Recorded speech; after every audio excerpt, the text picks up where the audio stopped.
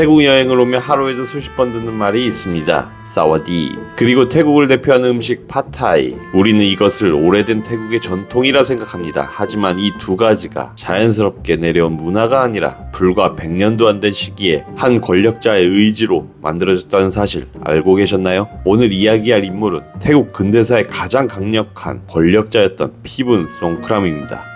피분 송크람이 권력의 중심에 섰던 1930년대에서 40년대의 태국은 겉으로는 독립국이었지만 실제로는 매우 불안한 나라였습니다. 영국과 프랑스라는 식민 제국 사이에 끼어 있었고 중국계 이민자 문제, 군부와 왕실의 긴장, 그리고 1932년 입헌 혁명 이후의 혼란까지 피분은 이 상황을 이렇게 받아들였습니다. 민주주의는 너무 느리다. 도로는 나라를 지키지 못한다. 그가 선택한 해답은 강력한 국가, 빠른 근대화, 그리고 통제였습니다. 피분은 국가를 하나의 시스템으로 봤습니다. 헌법만 바꿔서는 안 되고 정치만 바꿔서도 안 된다. 사람의 말투, 행동, 먹는 방식까지 국가가 정해야 한다. 이 지점에서 피분은 정치인이 아니라 국가 설계자가 됩니다.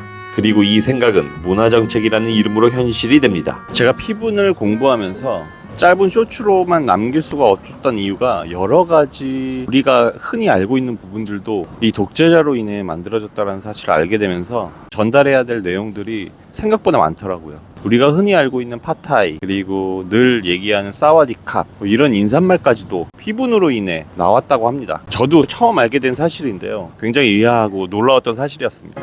피분 집권 이전, 태국에는 안녕하세요라는 정해진 인사말이 없었습니다. 사람들은 밥 먹었어? 어디 가? 이렇게 안부를 물었습니다. 피분은 이것을 문명국가답지 않다고 판단했습니다. 그래서 사와디를 국가가 원장하는 공식 인사로 만듭니다. 이건 전통이 아니라 국가가 국민의 언어 습관을 통일한 결과였습니다. 팟타이도 마찬가지입니다. 당시 태국은 쌀을 수출해야 했고 국내 쌀 소비를 줄일 필요가 있었습니다. 피분 정권은 국수 소비를 장려합니다. 하지만 중국 음식처럼 보이고 싶지 않았습니다. 그래서 태국의 국수, 팟타이라는 이름을 붙입니다. 정부는 레시피를 배포하고 노점을 장려하며 팟타이를 국가 음식처럼 밀어붙입니다. 팟타이는 자연 발생한 전통이 아니라 국가 정책의 산물이었습니다. 1939년 피분은 수백 년간 쓰이던 시암이라는 이름을 버립니다. 대신 타일랜드를 선택합니다. 이 선택에는 분명한 메시지가 있었습니다.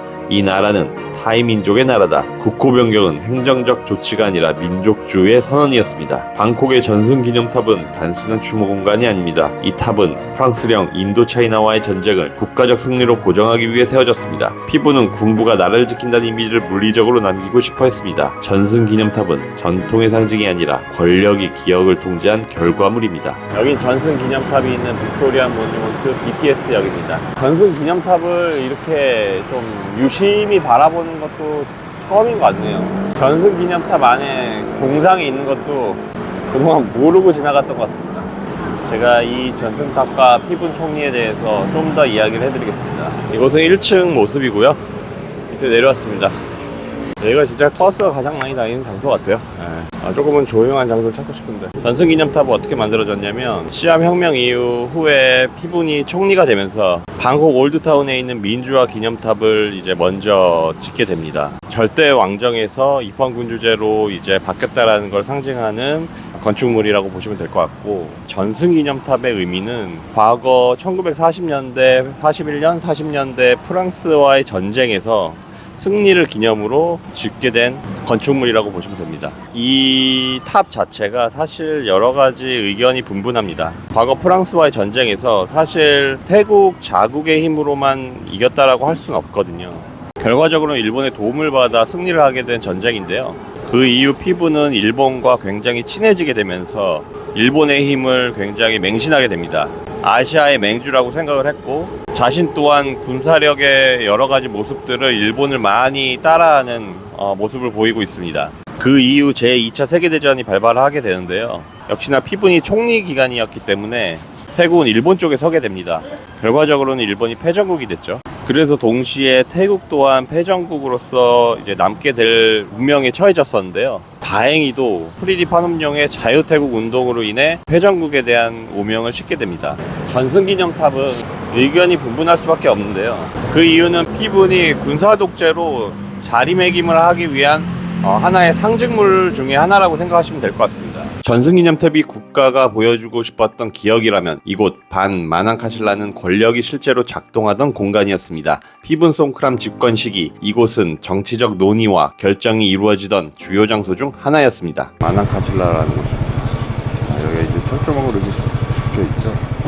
안에는 사실 사진 촬영을 할 수가 없고요. 그냥 가볍게 보는 정도는 가능한 것 같아요.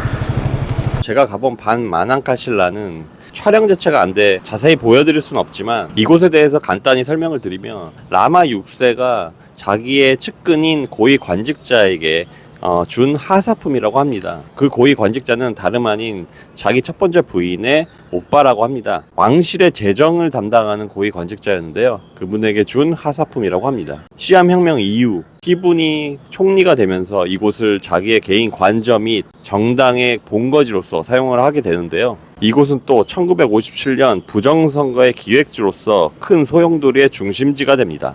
피분은 파시즘에 굉장히 열광하던 사람이었는데요. 그걸 이루기 위해서는 굉장히 많은 통제를 할 수밖에 없었습니다. 일반 시민들을 규제하고 통제하면서 자기가 컨트롤하기 쉽게끔 그렇게 여러 가지 규정들을 만들기 시작합니다. 피분은 언어와 생활 규범까지 국가가 통제하려 했습니다. 하지만 모든 것을 설계할 수는 없었습니다. 통제는 반발을 낳았고 1944년 그는 총리직에서 축출됩니다. 그러나 1947년 군사 쿠데타 이후 피분은 다시 권력의 중심으로 돌아옵니다. 냉전이 시작되자 그는 파시즘을 내려놓고 태국을 반공국가로 제정했고 그 상징적 선택이 한국전쟁 참전이었습니다. 하지만 정치적 불안정은 계속되었고 1957년 부정선거 논란과 군부 내부 갈등 속에서 피분은 결국 실각합니다. 그는 일본으로 망명해 1964년 그곳에서 생을 마감합니다. 피분 송크람은 총 15년 1개월 태국 역사상 최장기간 총리로 재임한 인물이었습니다. 피분 송크람은 태국을 근대국가로 만들었습니다. 하지만 그 방식은 강력했고 위험했고 결국 지속되지 못했습니다. 그가 만든 기준은 지금도 남아있지만 그 자신은 그 국가에서 사라졌습니다. 태국의 일상 속에는 아직도 피분 송크람의 흔적이 남아있습니다. 우리는 그것을 전통이라 부르지만 그 뒤에는 한 권력자의 선택이 있었습니다.